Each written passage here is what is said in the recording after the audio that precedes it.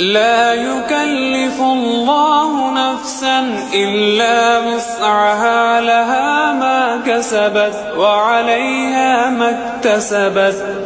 ربنا لا تؤاخذنا إن نسينا أو أخطأنا، ربنا ولا تحمل علينا إصرا كما حملته على الذين من